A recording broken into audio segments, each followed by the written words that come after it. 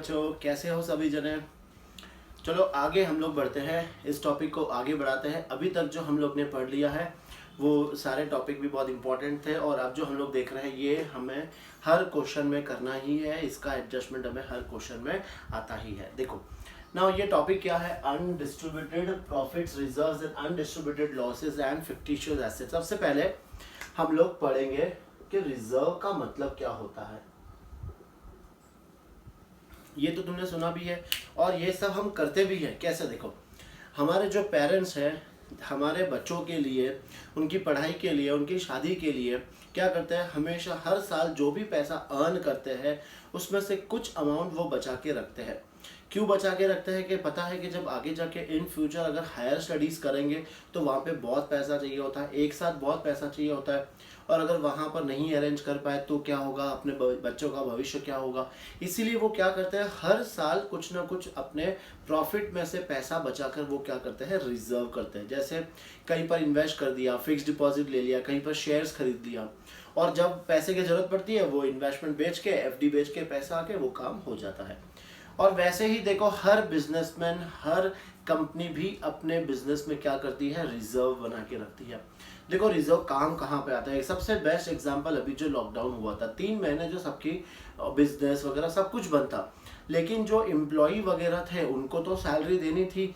ऐसा तो नहीं है कि बिजनेस बंद हो गया तो उनको भी हम निकाल देंगे, नहीं। क्यों? बिकॉज आगे जाके कहीं कभी ना कभी तो बिजनेस खुलेगा और काम भी वही करने वाले हमारे लिए, तो उनको सैलरी तो हमें देनी ही है।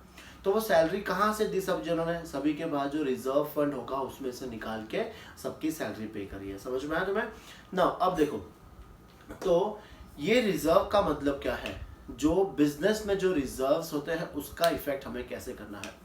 अब मान के चलो कि जैसे दो साझेदार है, दो पार्टनर्स है, ए और बी, और इन्होंने 10 साल बिजनेस करके अपने प्रॉफिट में से कुछ पैसा निकाल के अच्छा खासा रिजर्व का अमाउंट जमा कर दिया है।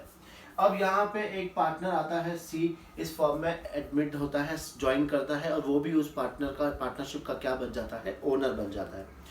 तो अब मुझे बताओ कि क्या इन्होंने जो रिजर्व्स जमा कराया था, क्या उसमें सी को भी कुछ शेयर मिलना चाहिए या फिर नहीं मिलना चाहिए? बिल्कुल भी नहीं मिलना चाहिए, बिकॉज ये किसकी मेहनत का फल था, ए और बी। तो ये जो जमा हुआ जो रिजर्व्स था, एक्यूमुलेटेड रिजर्व्स, जो अभी तक हमने डिस्ट्रीब्यूट नहीं करा है, तो वो हमें किसको देना चाहिए? वो ए और बी को ही देना चाहिए। और कौन से रेशो में देना चाहिए? तो ओल्ड प्रॉफिट शेयरिंग रेशो में हम क्या करेंगे, उसे डिस्ट्रीब्यूट कर देंगे। ठीक है, ये पॉइंट समझ में आया? अब देखो कौन से रिजर्व्स अपने बुक में दे सकते हैं, पहले हम लोग वो पढ़ लेते हैं। तो देखो, ये जो रिजर्व्स है, अनडिस्ट्रीब्यूटेड प्रॉफिट्स एंड रिजर्व्स, यहाँ पे कौन से रिजर्व हो सकते हैं? तो वो है general reserve, profit and loss account, credit balance. Credit balance का मतलब होता है प्रॉफिट। फिर इसमें आ सकता है वर्कमैन कॉम्पनसेशन रिजर्व,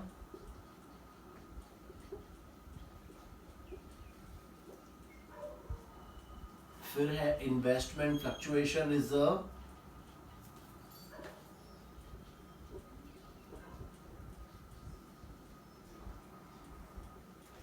फिर रिवैल्यूएशन रिजर्व भी आ सकता है। ऐसे बहुत सारे रिजर्व्स हैं, एक्सेट्रा। अब बताओ, ये जो भी रिजर्व्स है ये हम क्या करेंगे, पार्टनर्स में डिस्ट्रीब्यूट कर देंगे। कौन से पार्टनर्स में डिस्ट्रीब्यूट करेंगे? तो ओल्ड पार्टनर्स में। अब लॉसेस क्या हो सकते हैं? लॉसेस जैसे एक आ सकता है इसमें प्रॉफिट एंड लॉस अकाउंट का डेबिट बैलेंस। ये वो लॉस है जो अभी तक हमने पार्टनर्स में डिस्ट्रीब्यूट नहीं करा है। और फिक्टिशियस एसेट्स मतलब कौन से होते हैं? जैसे डेफर्ड रेवेन्यू एक्सपेंडिचर, ये तुम लोग ने 11th में पढ़ा था। फिक्टिशियस एसेट्स क्या होता है? वो एसेट्स जिसका बेनिफिट, हम खर्चा तो करते हैं लेकिन जिसका बेनिफिट हमें 1 साल से ज़्यादा मिलता है उसे हम कहते हैं डेफर्ड रेवेन्यू एक्सपेंडिचर। जैसे इसमें एडवर्टीजमेंट एक्सपेंडिचर आ गया, हमने हैवी एडवर्टीजमेंट किया है, जिसका बेनिफिट हमें 1 या 2 साल तक मिलता रहेगा, उसे हम कहते हैं डेफर्ड रेवेन्यू एक्सपेंडिचर ना। अब ये राइट ऑफ करना है, मतलब ये इसका जो भी बेनिफिट था, प्रॉफिट था या लॉस था, जैसे हम लोग ने एसेट में देखा था कि एसेट में प्रॉफिट भी हो सकता है, लॉस भी हो सकता है, तो वो सब कौन बियर करेंगे? Old partners. तो वैसे ही इसमें भी सेम है कि भले रिजर्व है या लॉसेस है, ये सब कौन किसको मिलना चाहिए, ए और बी को मिल जाना चाहिए। तो अब यहाँ पे हमें क्या करनी है, एंट्री पास करनी है।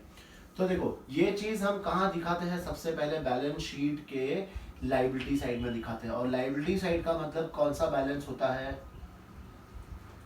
Credit balance. अब मुझे इस क्रेडिट बैलेंस को जीरो करना है, तो हम क्या करेंगे, इसे डेबिट करेंगे।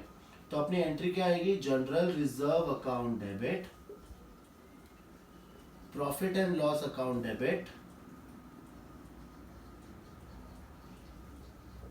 Workman compensation reserve account debit, investment fluctuation fund account debit,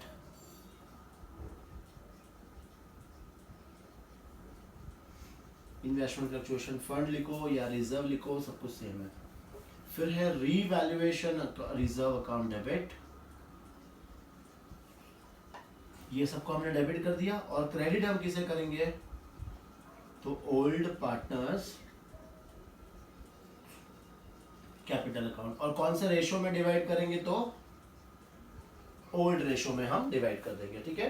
तो ये तो हो गई हमारा अनडिस्ट्रीब्यूटेड प्रॉफिट्स एंड रिजर्व को राइट ऑफ करने की एंट्री। फिर हम देखेंगे कौन सा, profit and loss debit balance और डेफर्ड रेवेन्यू। ना देखो सबसे पहले ये हम बैलेंस शीट में शो कहाँ पर करते हैं, तो बैलेंस शीट के एसेट साइड में। अब अगर किसी का भी एसेट साइड में है तो कौन सा बैलेंस होगा, डेबिट बैलेंस। ना ये डेबिट बैलेंस को मुझे जीरो करना है, तो हम क्या करेंगे, इन दोनों को क्रेडिट कर देंगे। तो हम डेबिट किसे करेंगे, ओल्ड पार्टनर्स के कैपिटल अकाउंट या फिर करंट अकाउंट को डेबिट कर देना है, और to profit and loss account debit balance, और to deferred revenue expenditure account, ठीक है। ये हमने क्या कर दिया, जो भी बैलेंस शीट में जो अनडिस्ट्रीब्यूटेड वगैरह था ये हमने सब अब पार्टनर्स में डिस्ट्रीब्यूट कर दिया। अब देखो यहाँ पर अगर हम फेस टू फेस अभी क्लास कर रहे होते तो तुम लोग मुझसे इसका मीनिंग पूछते कि सर इन सब का मीनिंग क्या है, करेक्ट। तो देखो इसका तो मैं तुम्हें अभी थोड़ी देर में बता ही रहा हूँ। दोनों का रीवैल्यूएशन रिजर्व का समझ लो कि रीवैल्यूएशन रिजर्व क्या होता है। अभी हमने लास्ट टॉपिक में पढ़ा था, हम अपने एसेट्स को रीवैल्यू करते हैं। जब एसेट्स को रीवैल्यू करते हैं और उसका प्रॉफिट अगर उसकी वैल्यू बढ़ जाती है, तो जो भी वैल्यू बढ़ती है वो हम लोग क्या करते हैं, रीवैल्यूएशन रिजर्व में ट्रांसफर कर देते हैं, ठीक है। तो ये हो गया। फिर इसके बाद एक डाउट और आता है कि employees provident fund, employees provident fund क्या ये लायबिलिटी है या फिर रिजर्व है, ये तुम्हें समझना पड़ेगा अच्छे से। देखो what is employ provident fund, हम समझो हम एग्जांपल कि कहीं पर जॉब कर रहे हैं और समझो वहां से हमें सैलरी मिल रही है 10,000 रुपीज, और 10,000 में से 1,000 रुपीज एम्प्लॉयर ने क्या कर दिया है पीएफ के नाम पे कट कर दिया। तो मुझे कितनी सैलरी मिलेगी, 9,000। अब 1,000 रुपीज जो एम्प्लॉयर ने कट किया है उतना ही सेम अमाउंट एम्प्लॉयर अपने जेब से मिलाता है। ये रूल है गवर्नमेंट का।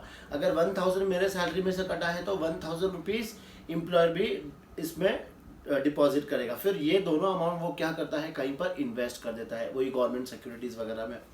और जब हम उस कंपनी को छोड़कर जाते हैं, उस फर्म को छोड़कर जाते हैं, तो मुझे जितना भी मेरे जेब से कटा था वो प्लस जितना एम्प्लॉयर ने कंट्रीब्यूट किया वो दोनों अमाउंट हमें मिल जाता है।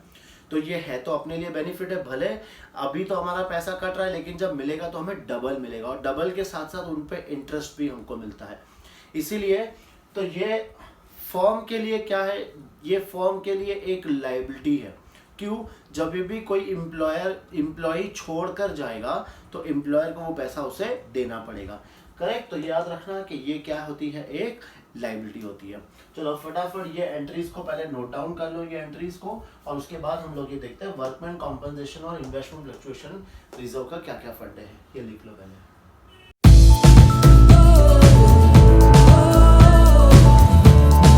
चलो अब ये पढ़ेंगे हम लोग। देखो कर्मचारी क्षतिपूर्ति संचय, जिसको हम कहते हैं वर्कमैन कॉम्पनसेशन रिजर्व। देखो नाम से थोड़ा बहुत तो एटलीस्ट समझ में आ रहा होगा कि वर्कमैन कॉम्पनसेशन रिजर्व, वर्कमैन का मतलब क्या होता है, जो हमारे यहाँ जो लेबर्स वगैरह जो काम करते हैं। और कॉम्पनसेशन का मतलब क्या है कि अगर उनको कुछ हो जाता है, तो जैसे अगर मेरे यहाँ कोई काम कर रहा है, अगर उसे कुछ काम करते समय हो जाता है तो उसकी जिम्मेदारी किसकी बनती है? अपनी बनती है, करेक्ट। तो अब हमारे यहाँ पे हमारे फैक्ट्री में समझो बहुत सारे लेबर्स वगैरह काम कर रहे हैं, और अगर किसी को इंजरी हो जाती है, किसी को चोट आ जाती है, या किसी की काम करते करते मृत्यु हो जाती है, तो उसका जो भी दावा होगा, जो भी पैसा होगा, वो मुझे अपनी जेब से देना पड़ेगा। तो हम क्या करते हैं, हर कंपनी, हर बिजनेसमैन क्या करते हैं, इस टाइप का एक रिजर्व बना के रखते हैं कि चलो अपने प्रॉफिट का 1% या 2% अपन क्या बना लेते हैं, रिजर्व बना लेते हैं। अब जरूरी नहीं कि हर कंपनी में कुछ ना कुछ इंजरी होगी, या फिर हो सकता है कि हर कंपनी में इंजरी हो, लेकिन अब देखो इसमें अलग अलग क्या क्या चीजें आएगी, पहले वो हम समझ लेते हैं। अपने बैलेंस शीट में ये कहाँ शो होगा, ये होगा अपने लायबिलिटी साइड में, वर्कमैन कॉम्पनसेशन रिजर्व। मान लो इसका अमाउंट दिया गया है 10,000, ठीक है। अब इसके एग्जांपल से अलग अलग वो हम लोग समझ लेते हैं अच्छे से। देखो वर्कमैन कॉम्पनसेशन रिजर्व, पहले वापस से समझा दो, ये चीज तुम्हें समझ में आ गई कि क्या होती है वर्कमैन कॉम्पनसेशन रिजर्व, और हमने क्या किया है, अपने प्रॉफिट में से कुछ हिस्सा निकाल के हमने वर्कमैन कॉम्पनसेशन रिजर्व में डाल दिया है। फिर पहला ऑप्शन कि वर्कमैन कॉम्पनसेशन की लायबिलिटी आई नहीं, मतलब नो लायबिलिटी।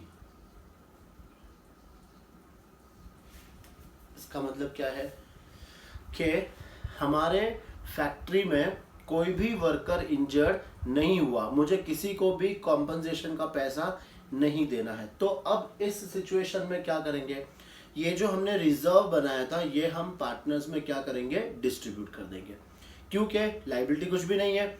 और अब जो भी होगा अब 3 साझेदार होने वाले हैं, तो वो लोग नया रिजर्व बनाएंगे। फिलहाल के लिए कोई लायबिलिटी नहीं है, तो ये रिजर्व को उठा के हम क्या करेंगे, पार्टनर्स में डिस्ट्रीब्यूट कर देंगे। तो इसकी एंट्री क्या आएगी बताओ, इसकी एंट्री आएगी workman compensation reserve account debit to old partners capital account, ठीक है। और ये कौन से रेशो में डिवाइड करेंगे हम लोग, तो ये करेंगे ओल्ड रेशो में। सेकंड आ रहा है ना समझ में तुम लोग को। देखो अभी सेकंड देखो, लायबिलिटी, सेकंड केस में लायबिलिटी कितनी आ गई, समझो 10,000 ही आ गई। हमने रिजर्व कितना बनाया था, 10,000 का, और लायबिलिटी कितनी आ गई, 10,000 की। तो इस केस में पार्टनर्स में तो कुछ भी नहीं बटेगा, क्योंकि जितना हमने रिजर्व बनाया था वो मुझे किसी न किसी को देना पड़ेगा। तो यहाँ पे हम लोग एंट्री क्या पास करेंगे, देखो वर्कमैन कॉम्पनसेशन रिजर्व को हम करेंगे डेबिट, क्योंकि अब ये रिजर्व नहीं रहा है, अब ये किसी को हमें क्लेम देना है। तो क्या लिखेंगे, वर्कमैन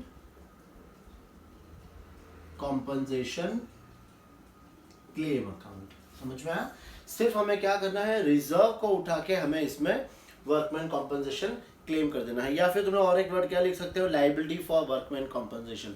तुम्हारे बुक में दिया है लायबिलिटी फॉर वर्कमैन कॉम्पनसेशन, या तो वो लिखो या फिर वर्कमैन कॉम्पनसेशन क्लेम लिख दो, ठीक है। नाउ थर्ड, अब अपनी लायबिलिटी आई है समझो 8,000 की, लायबिलिटी कितनी आई है 8,000, और अपने पास रिजर्व कितना है 10,000। अब क्या होगा बताओ, तुम भी सोच सकते हो, रिजर्व है 10,000, लायबिलिटी 8,000 है, तो 10,000 में से 8,000 तो पे कर दिया, और बाकी का जो 2,000 बच गया वो हम क्या करेंगे, पार्टनर्स में डिस्ट्रीब्यूट कर देंगे, ठीक है ना। तुम लोग ये भी सोच रहे होंगे कि सर ये 2,000 का रिजर्व बचा के रख लो, अगले साल भी तो हमें वापस से रिजर्व करना ही पड़ेगा। लेकिन नहीं, अगले साल तीसरा पार्टनर भी आ रहा है, करेक्ट, तो अगले साल से फिर से रिजर्व बनाएंगे।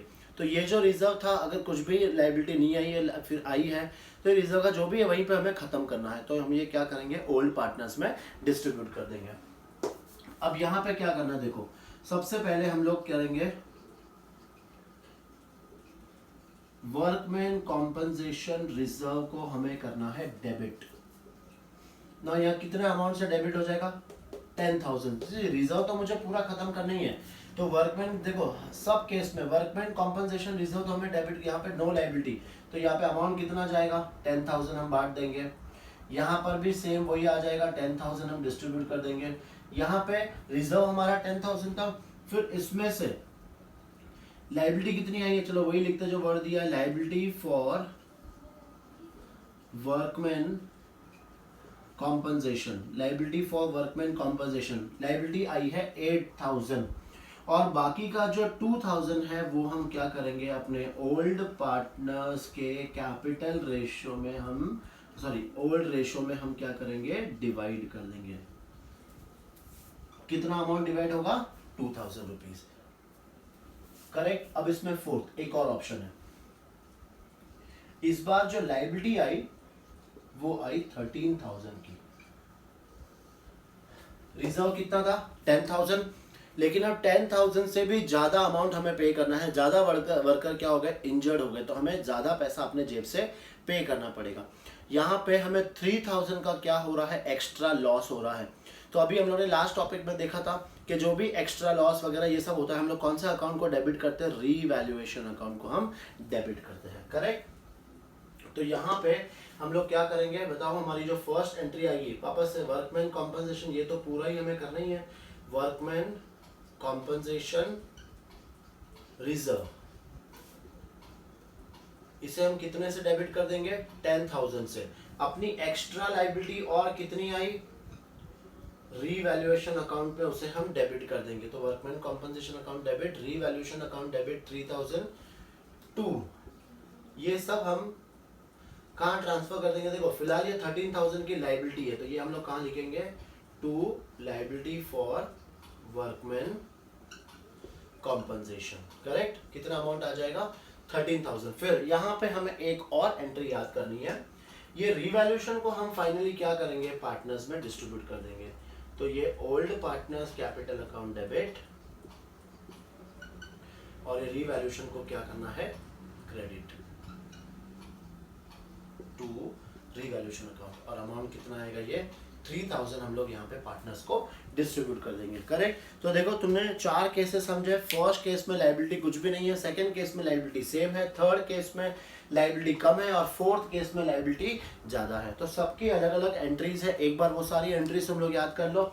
और इसमें फिफ्थ केस भी एक और आ सकता है कि बैलेंस शीट में हमें वर्कमैन कॉम्पनसेशन रिजर्व कुछ दिया ही नहीं है, लेकिन फिर भी हमें एडजस्टमेंट में बोला है कि 3,000 की लाइबिलिटी आ गई। हो सकता है, पॉसिबल है। हमने कोई रिजर्व बनाया नहीं, हमने सोचा होगा कि कौन बनाएगा रिजर्व, कौन वापस डिस्ट्रीब्यूट करेगा, तो हमने रिजर्व बनाया ही नहीं। लेकिन एक लाइबिलिटी आ गई, एक वर्कर इंजर्ड हो गया। तो अब बताओ अपनी लाइबिलिटी, जैसे लाइबिलिटी आई 3,000 और बैलेंस शीट में वर्कमैन कॉम्पनसेशन रिजर्व का अमाउंट ही नहीं दिया है। तो अब यहाँ पर क्या करेंगे, ये जो 3,000 की लाइबिलिटी आई है अपने लिए लॉस, तो लॉस मतलब हम कौन सा अकाउंट डेबिट करेंगे, हम डेबिट करेंगे रीवैल्यूएशन अकाउंट को। और क्रेडिट कौन सा करेंगे, तो वही same liability for workman compensation. कितनी लाइबिलिटी आई 3,000। और फिर से ये रीवैल्यूएशन को हम किस में डिस्ट्रीब्यूट कर देंगे, तो ओल्ड पार्टनर्स कैपिटल अकाउंट इनमें डिस्ट्रीब्यूट कर देंगे टू रीवैल्यूएशन अकाउंट। और ये 3,000 हम लोग पार्टनर्स में डिस्ट्रीब्यूट कर देंगे। अगेन हमेशा याद रखना कौन से रेशो में करना है, हमें ओल्ड रेशो में करना है। तो ये था हमारा वर्कमैन कॉम्पनसेशन रिजर्व। ये नोट डाउन कर लो सारी एंट्री, इसको याद भी कर लेना। करेक्ट।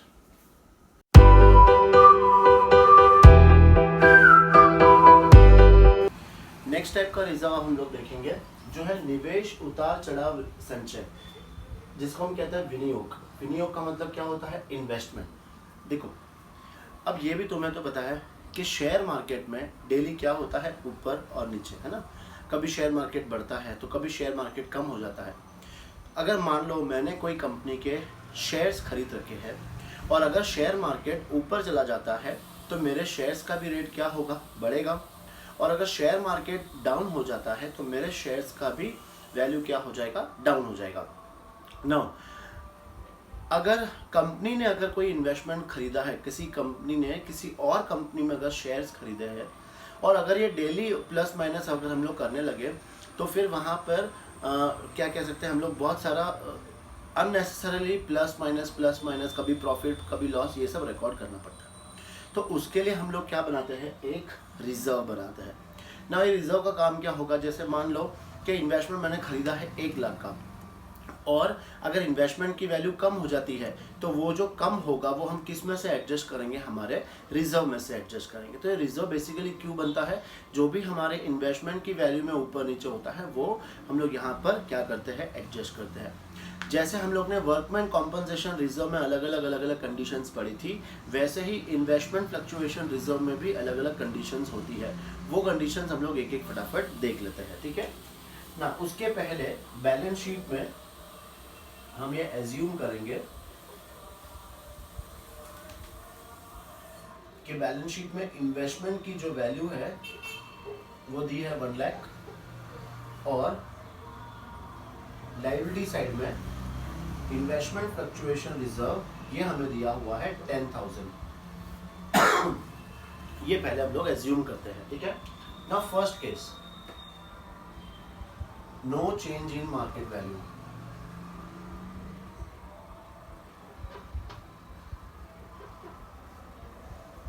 इसका मतलब क्या है कि इन्वेस्टमेंट जितना हम लोग ने 1 लाख का खरीदा, आज भी उसकी मार्केट वैल्यू कितनी है, 1 लाख है। तो मतलब नो प्रॉफिट नो लॉस। तो अब ये जो रिजर्व बना हुआ है ये हम क्या करेंगे, पार्टनर्स में डिस्ट्रीब्यूट कर देंगे। क्यों, वापस ध्यान रखना कि एक नया पार्टनर आ रहा है तो उसके पहले के जो भी रिजर्व्स होंगे, लॉसेस होंगे, वो सब हम क्या करेंगे, ओल्ड पार्टनर्स में डिस्ट्रीब्यूट कर देंगे।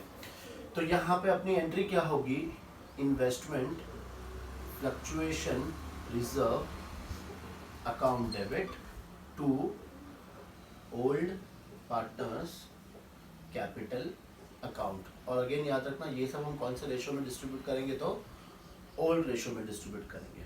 नाउ नेक्स्ट, मार्केट वैल्यू कितनी हो गई अब, 1,15,000। मार्केट वैल्यू जो है हो गई है 1,15,000। देखो अब यहाँ पे हमें फायदा हो रहा है, हमारी बुक्स की वैल्यू कितनी थी, 1 लाख, अब मार्केट वैल्यू कितनी हो गई है, 1,50,000। तो मतलब लॉस नहीं हुआ है, तो मतलब रिजर्व में से कुछ भी नहीं जाएगा। तो ये रिजर्व तो हम लोग क्या करेंगे, एज इट इज पार्टनर्स में क्या करना है, डिस्ट्रीब्यूट कर देना है। फिर यहाँ पे हमें फायदा कितना हो रहा है, 15,000 का। तो वो फायदा कहाँ पे जाएगा, रीवैल्यूएशन अकाउंट में, और वापस से हम रीवैल्यूएशन अकाउंट को क्या करेंगे, पार्टनर्स में डिस्ट्रीब्यूट कर देंगे। तो यहाँ पे हमें 3 एंट्री पास करनी है। सबसे फर्स्ट एंट्री क्या आएगी, तो ये जो IFR है, IFR को हम क्या करेंगे, पार्टनर्स में डिस्ट्रीब्यूट कर देंगे। तो ओल्ड पार्टनर्स कैपिटल अकाउंट, देखो यहाँ पर अमाउंट कितना आएगा, 10,000, ये भी 10,000, फिर ये अमाउंट भी पूरा अमाउंट हम डिस्ट्रीब्यूट कर देंगे 10,000। फिर यहाँ पे सेकेंड एंट्री, अपने इन्वेस्टमेंट की वैल्यू बढ़ गई है, करेक्ट, तो बढ़ गई तो प्रॉफिट हम लोग क्या करते हैं, रीवैल्यूएशन के क्रेडिट साइड में लिखते हैं। तो रीवैल्यूएशन अकाउंट क्रेडिट हो जाएगा, और डेबिट हम किसे करेंगे, इन्वेस्टमेंट को। तो डेबिट हम करेंगे इन्वेस्टमेंट को टू रीवैल्यूएशन अकाउंट। और कितने से वैल्यू बढ़ गई है, 15,000, तो ये अमाउंट कितना आ जाएगा, 15,000 आ जाएगा। फिर adjustment number, entry number C, हम क्या करना है, ये रिवैल्यूएशन को फिर से हम करेंगे डेबिट, रिवैल्यूएशन अकाउंट को करेंगे डेबिट, और ये हम क्या करना है, हमें ओल्ड पार्टनर्स कैपिटल अकाउंट में डिस्ट्रीब्यूट कर देंगे। तो ये हो गई हमारी तीसरी एंट्री। ये कौन सा रेशो में करना है हमें, तो वही अपने ओल्ड रेशो में करना है, ठीक है, ये भी आ गया समझ में। फिर next third condition. Now third condition क्या है, मार्केट वैल्यू, देखो यहाँ पे लिखा था कि मार्केट वैल्यू में कोई चेंजेस नहीं है, IFR ये है। अब मार्केट वैल्यू को हम लोग ले लेते हैं, समझो 98,000। तो देखो अपने बुक्स में वैल्यू कितनी है, 1 लाख, और अब मार्केट वैल्यू कितनी हो गई है, 98,000। मतलब हमें लॉस कितना हो रहा है, 2,000 का। अब ये 2,000 का लॉस किस में से एडजस्ट करेंगे, हम लोग IFR में से एडजस्ट करेंगे। तो मतलब 2,000 का लॉस तो हमने इसमें से एडजस्ट कर दिया, और बाकी का जो 8,000 बचेगा वो क्या करेंगे, हम लोग पार्टनर्स में डिस्ट्रीब्यूट कर देंगे। तो अब देखो एंट्री कैसे आएगी, अगेन हमें IFR को तो डेबिट करना ही है, बिकॉज IFR हमें खत्म करना है। तो IFR में से कितना जाएगा, 10,000 टू इन्वेस्टमेंट की वैल्यू हमें कम करनी है, तो टू इन्वेस्टमेंट अकाउंट ये अमाउंट आ जाएगा 2,000, और बाकी का जो बैलेंस है वो हम लोग क्या करेंगे, पार्टनर्स में डिस्ट्रीब्यूट कर देंगे। कितना आएगा अमाउंट, ये 8,000, करेक्ट। फिर फोर्थ, अब जो मार्केट वैल्यू है वो हो गई है ₹88,000। मार्केट वैल्यू हो गई है 88,000।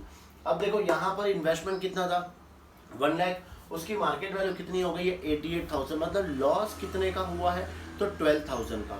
पर हमारे पास IFR कितना है ओनली 10,000, मतलब यहाँ पर हमें 2,000 का एक्स्ट्रा लॉस हो रहा है। तो जो भी ये एक्स्ट्रा लॉस हो रहा है कौन सा अकाउंट में जाएगा तो ये जाएगा रीवैल्यूएशन अकाउंट में बस। तो देखो एंट्री क्या आएगी, हमें कोई भी कंडीशन हो IFR तो हमें पूरा डेबिट करना है, बिकॉज IFR हमें क्या करना है 0। तो IFR में से 10,000 चला जाएगा।